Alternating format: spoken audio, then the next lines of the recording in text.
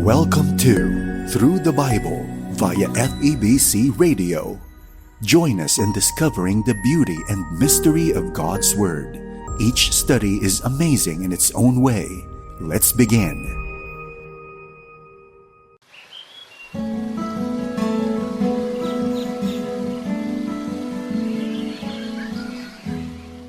Ano ba ang ibig sabihin ng pagiging tagasunod ni Kristo? Ito ba ay nakikita sa pagdalo sa simbahan, pagdarasal sa hapagkainan, pagbabasa ng Biblia, pagtulong sa mga may sakit?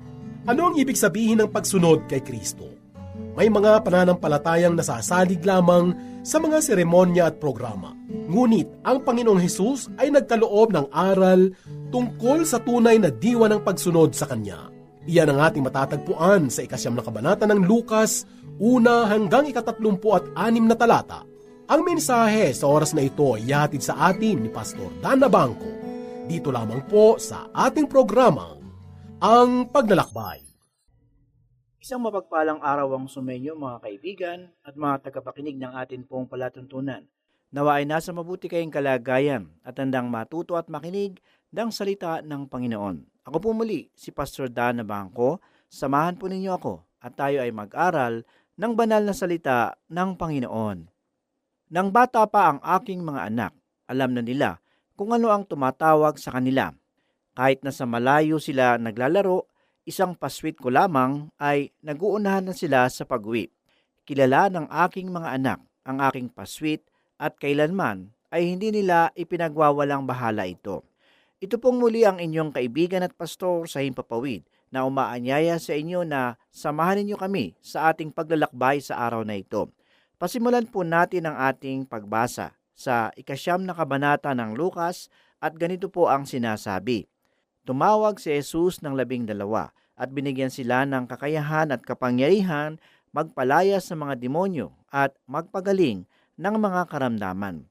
Nang tawagin ni Jesus ang kanyang mga alagad, itinuro niya sa kanila ang mga kaisipan tungkol sa kaharian ng langit. Inihanda niya ang kanilang kaisipan ukol sa gawain na haharapin nila sa panahon na wala na siya. Subalit, hindi lamang kaalaman ang ibinigay niya sa kanila. Binigyan din niya sila ng kapangyarihan na magpalayas ng demonyo at magpagaling ng mga may sakit.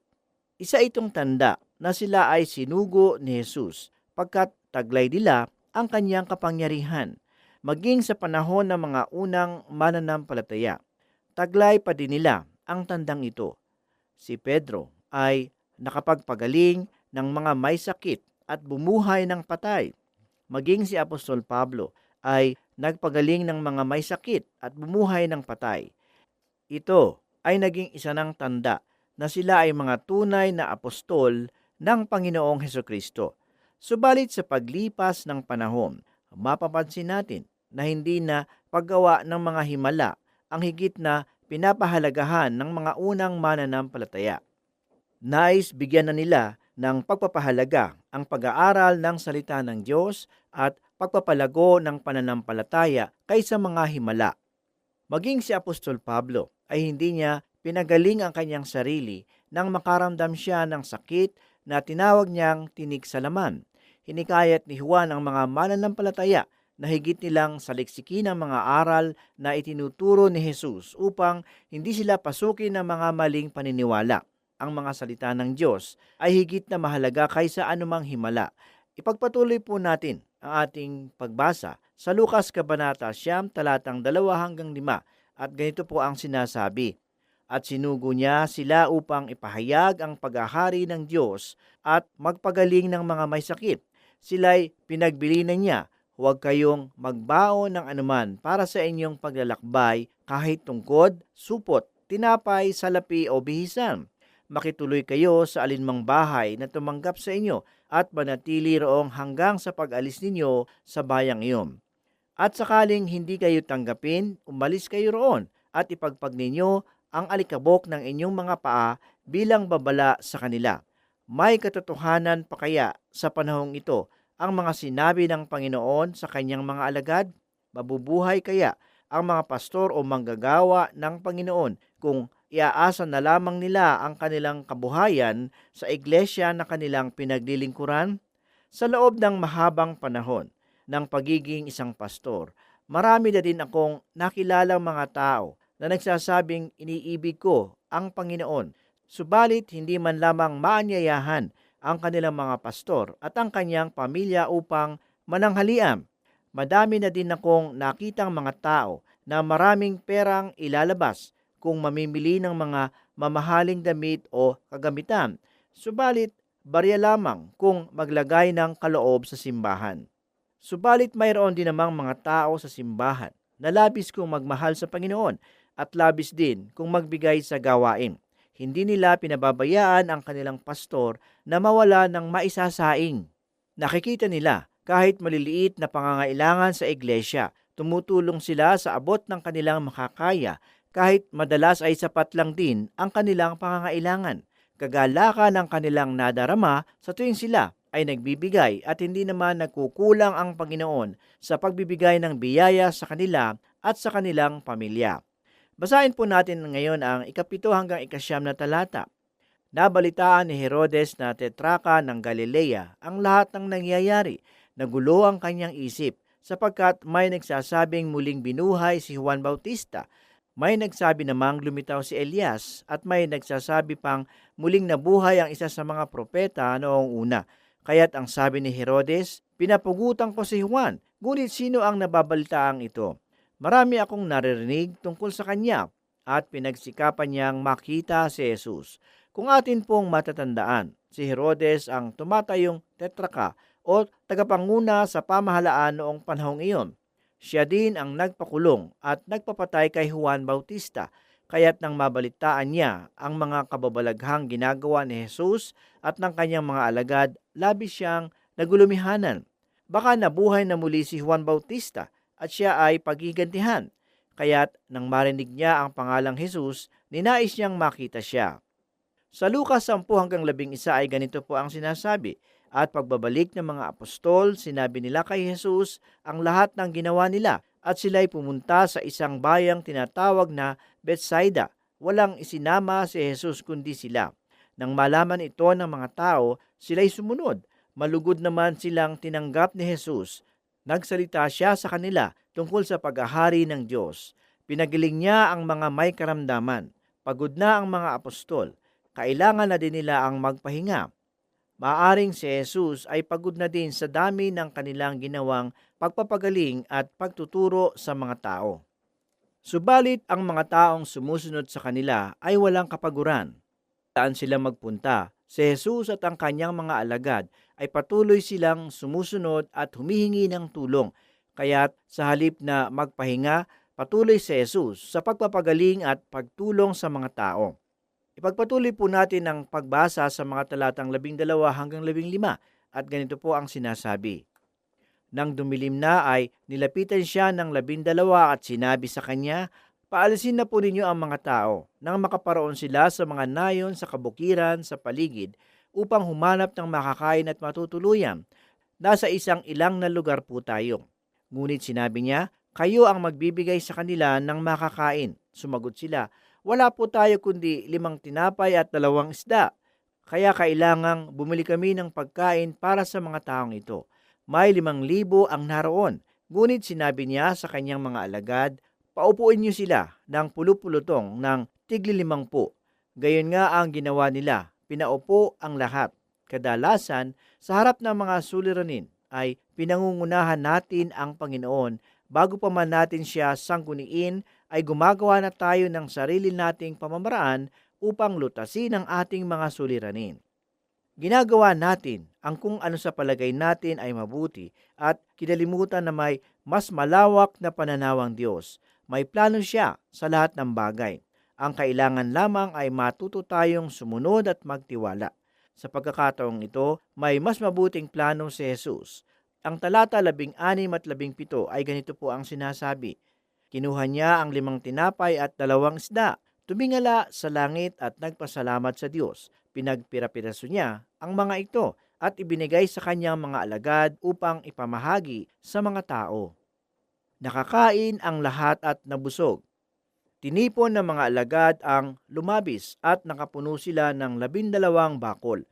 Ang himala ng pagpapakain ni Jesus sa 5,000 tao ay naitala sa lahat ng unang 4 na aklat sa Bagong Tipan. Para sa kanyang mga apostol at sa mga tao na naroroon, ang ginawang ito ni Jesus ay imposible.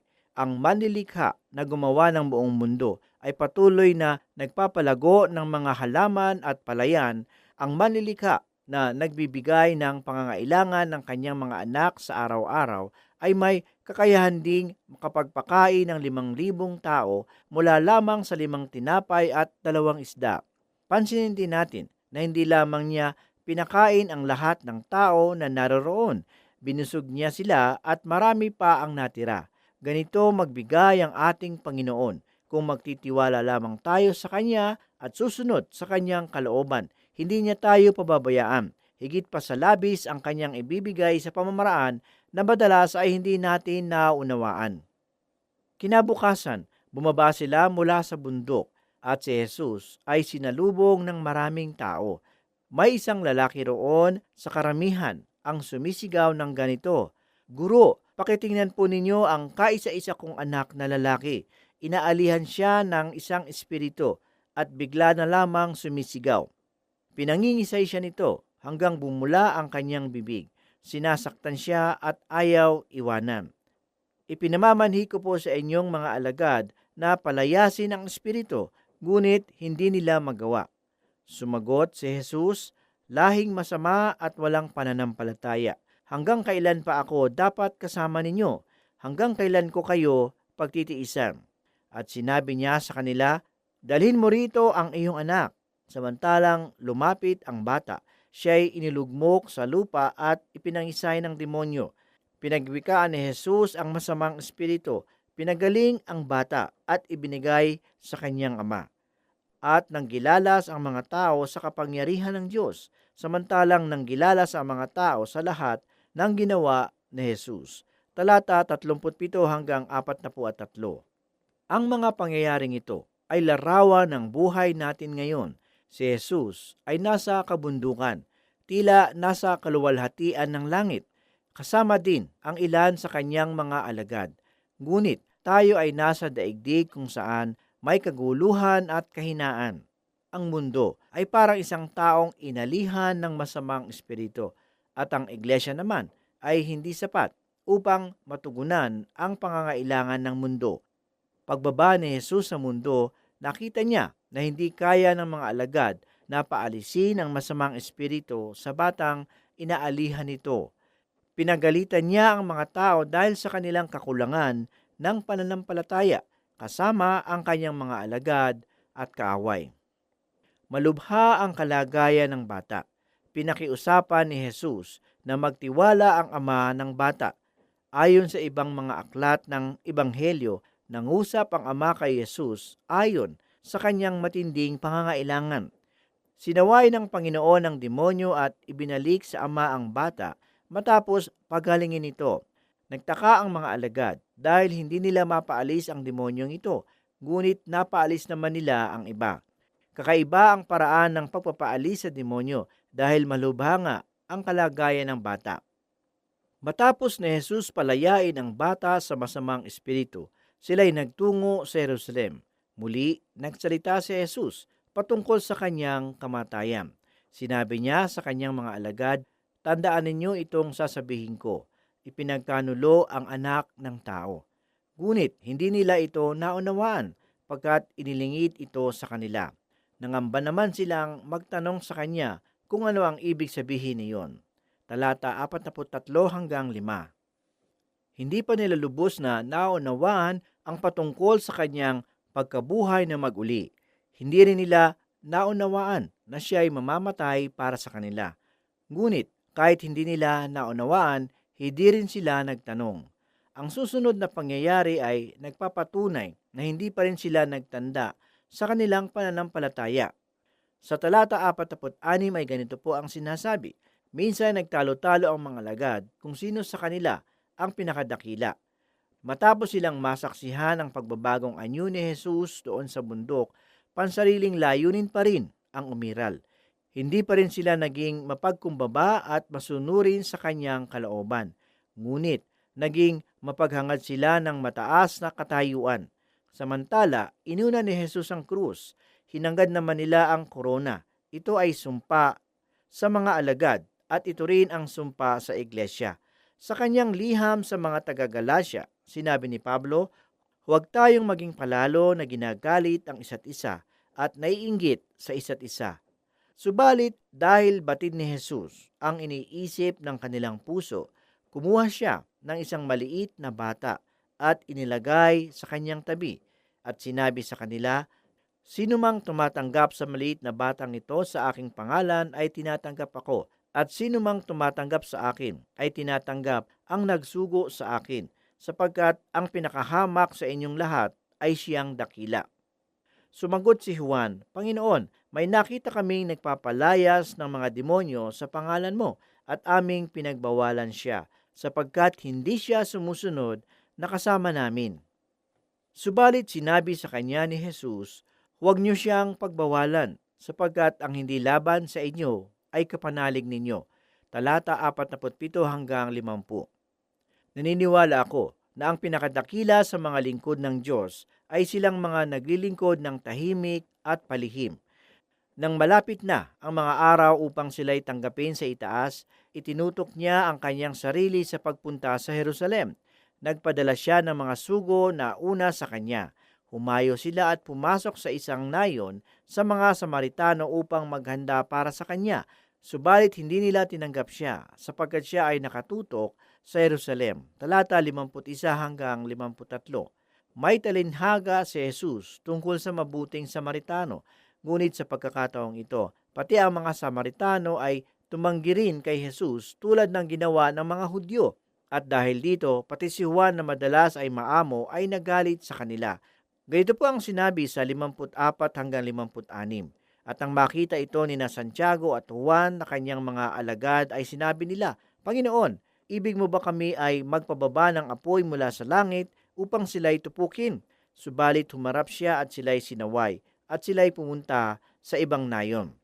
Hindi naunawaan ni Juan ang layunin ng pagdating ni Jesus. Kaya nga siya'y napagalitan. Nagagalit si Jesus sa pag-iisip na mapangahas. Ito'y nakikipagtunggali sa pagmamahal niyang layunin. Sa Lucas 11:10, ganito po ang sinabi, sapagkat ang anak ng tao ay dumating upang hanapin at iligtas ang nawawala. Sa mga sumunod na talata, ipinakita ni Jesus ang kanyang mga pamantayan para sa mga nais sumunod sa kanya. May 3 lumapit sa kanya.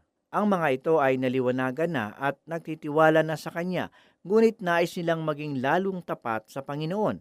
Hindi nila itinanong ang ganito, paano ako maliligtas? Pinaliwanag nila na nais nilang sumunod ng tapat sa Panginoon. Habang naglalakad sila sa daan, ay may nagsabi sa kanya, ako'y susunod sa inyo saan ka man magpunta. At sinabi sa kanya ni Jesus, ang mga asong gubat ay may mga lungga at ang mga ibon sa himpapawid ay may mga pugad. Subalit ang anak ng tao ay walang mapaghiligan man lamang ng kanyang ulo. Sa sagot ni Jesus, bakas ang kanyang kahirapan. Kapag sila ay naglalakbay, walang katiyakan kung saan sila titigil at magpapahinga. Ang kahirapan ay isa sa mga sumpa na dumapo sa sangkatauhan nang si Adan ay nagkasala. At dala din ni Jesus ang sumpa ng kahirapan. Sumunod ba ang lalaki sa kanya? Hindi sinabi, ngunit sana ay ganun na nga. Sinabi niya sa iba, sumunod ka sa akin. Subalit siya'y sumagot, Panginoon, hayaan mo muna akong umalis at ilibing ko ang aking ama. Subalit sinabi ni Jesus sa kanya, hayaan mong ilibing ng mga patay ang mga patay. Hindi pinagbawalan ng Panginoon ang lalaki na sumama sa libing ng kanyang ama. Ang sinasabi ng lalaki ay kailangan niya munang mapangalagaan ang kanyang ama hanggang sa ito'y mamatay at mailibing. Ibig sabihin ay maghihintay muna ng matagal ang lalaki bago siya maging malaya at maaaring sumunod kay Jesus. May mga pagkakataong kailangan ng talikuran ng ating mga damdamin upang sumunod kay Jesus. Hindi palaging ganito ang pagkakataon, ngunit kung nagtutunggali ang ating damdamin at ang iniuutos ng Panginoon bilang mga tagasunod, siya dapat ang una sa ating puso. Ang pangatlong naghangad na maging alagad ay nais lumiban upang magpaalam sa mga kamag-anak. Nag-aalinlangan siya. Nais niyang maging alagad ngunit ayaw niyang dumanas ng kahirapan. Hindi niya naunawaan ang bigat ng pagtawag ni Jesus. Hindi naramdaman ang malubhang pangangailangan sa larangan ng paglilingkod. Alam ni Jesus na patungo siya sa kanyang kamatayan sa Jerusalem, ngunit nagpatuloy siya sa landas na ito. May kaakibat na matinding kahirapan ang pagsunod kay Jesus. Ito ang daan patungong langit. At dapat tayong magpasya kung mas nanaisin nating magpakasaya sa mundo o talikuran ito at tahakin ang landas ni Jesus. Sabi ni Pablo, mga kapatid, hindi ko pa inaaring naabot ko na, ngunit isang bagay ang ginawa ko. Nilimot ko ang mga bagay na nasa likuran at tinutungo ang mga bagay na hinaharap. Nagpapatuloy ako tungo sa mitiin para sa gantimpala ng dakilang pagtawag ng Diyos kay Kristo Jesus. Purihin ang salita ng Panginoon. Manalangin po tayo.